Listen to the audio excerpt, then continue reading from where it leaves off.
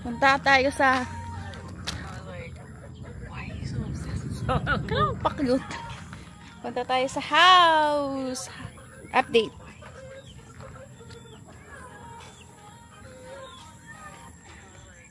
Yan. Diba ang sukal na. Nandun yung house namin. Yun. That one. The last time na dinala namin kayo dito, malayo-layo na. Tingnan nyo. Tingnan mo. Siya, sukal. May windows na. Last time ata, wala pa. Now, meron na. May door na din. Ilang percent na to? 70? Yeah. 70%. Sa aming door. And kitchen. Ibigyan natin yung tiles. Ang tawag dito? Sintered stone. Ano yung difference ng sintered stone? Walang? Ano ba? Ano? Walang hiwa. And then, barn door. Nagawa ni Daddy. Amazing. Wala pa siyang lock. Yan. Gawa ni Daddy. Pagawa niya to, pero siya nagkapit. Ito ang aming kitchen door. Kapag sinilip mo, labahan ni Daddy! Laki, no? Next. Close natin. We're going to the where natin.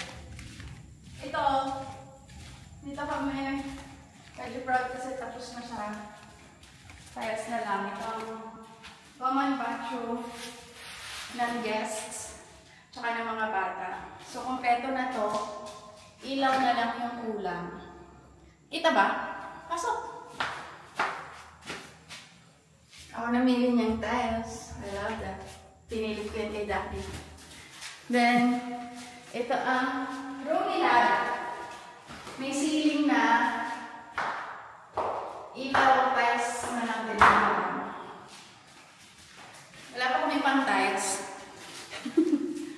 Ito ang kay Jico. Iba yung color ng ceiling. Pang man. Mas boyish. Tapos, master's bedroom. Wow! May ceiling na din. Okay ba? Wow! Ilaw na lang sa gitna. Then, veranda. Shunan! Shunanan! Ito ang view. Kapitbahay namin si Mommy. Pag wala ng ulam, punta na lang sa kusina nila. Kasi naubos na. Then, dito tayo sa walk-in closet.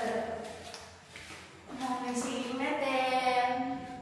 Tapos ito ang aming CR. Oops, hindi to study table. Table ko ng CR. Lababo na lang ang kulang. Tapos, ito na. Mas malaking version.